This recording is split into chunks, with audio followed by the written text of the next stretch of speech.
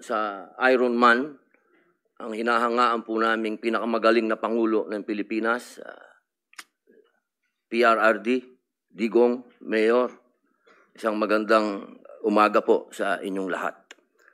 Ako po ay nakikinig sa mga opening statement ng aking mga kasama.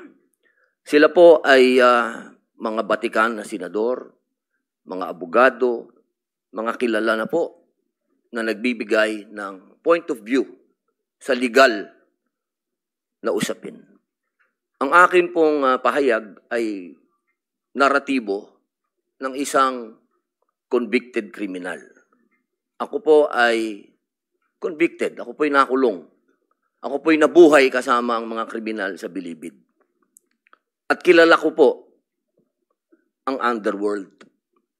Siguro po, maaring sa ibang bagay, mas maraming nalalaman ang aking mga kasamang senador, pero pag pinag-usapan po natin ang mga kriminal dito sa bayan natin, ako po ang magsasabi sa inyo, napakadami na pong kriminal sa atin na walang puso, ang mga halang ang kaluluwa.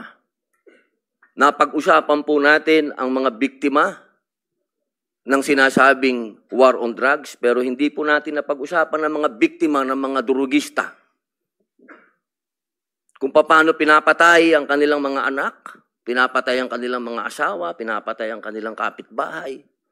Kung paano sinira ng droga ang mga buhay ng mga pamilya ng OFW.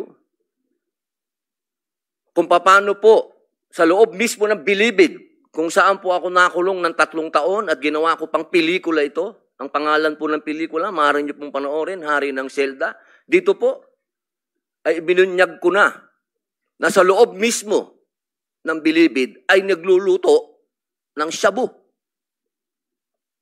1998 po yun. Kung bibilangin po natin yung taon na yun, hanggang sa dumating ang Ironman, ilang taon po yun. Ganun po kahaba ang mga panahon na namayani at talagang naghahari ang mga drug pusher sa Bilibid. Alam niyo po, mga mahal kong kababayan, wala po, totoo po. Ang kamatayan ng buhay ng isang tao ay yaan po ay bigay ng Diyos. Yaan po ay kayamanan, yaan po ay regalo sa atin ng Diyos.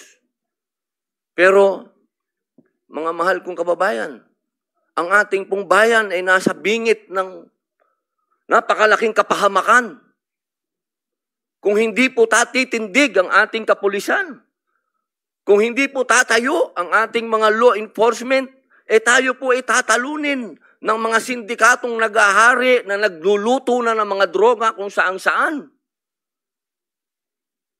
Mga mahal kong kababayan, ang datos po ang magsasabi na nung sa panahon ni Pangulong Rodrigo Roa Duterte, masasabi ko na po na natakot ang mga kriminal. Wala pa po siyang ginagawa. Doon lang sa commercial niya na last Christmas yun na to, natakot na ho ang napakaraming kriminal. Natakot na ho ang napakaraming durugista, napakaraming pusher ang nag-surrender. Wala pong nangyayari. Sa salita lang po yun. Mga mahal kong kababayan, kung sisisi natin lahat ang mga namatay dito sa administrasyon ni Rodrigo Roa Duterte, abay nagkakamali po tayo. Alamin po natin kung ano ang drug underworld, kung ano ang mga drug syndicates. Ako na po ang nagsasabi sa inyo, regular na po ito tuwing magpapalit ang administrasyon, naglilinis ang mga sindikato. Magkakaroon talaga ng maraming mamamatay dahil naglilinis para pagpasok ng bagong administrasyon, yung kanilang mga alagang, mga kriminal, mga alagang, mga pusher, mga tapos na. Sana po, sa usapin na ito, maging realistic po tayo, mga mahal kong kababayan. Kung kailan ba natin na ibalik sa mga kababayan natin ang kalsada. Nung panahon na yon, nagiinuman sa tabi, nakahubad, Ang mga babae, hindi makapaglakad. Hindi ka makapaglakad ng may cellphone ka. Aagawin ng cellphone mo, loob ng bahay mo, papasukin ka. Mga kababayan naman, huwag naman nating haluan ng politika ito.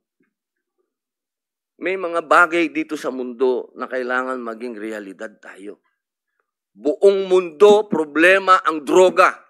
Kung walang tatayo para lumaban dito, paano na ang kinabukasan ng mga anak natin? Paano na ang kinabukasan ng bayan natin?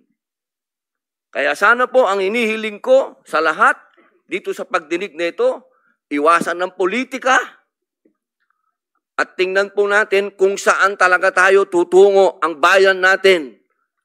Mga kababayan, lubog na po tayo sa utang, lubog pa tayo sa tubig, pati ba naman sa ganito, lubog pa rin tayo. Yun lamang po, maraming salamat po.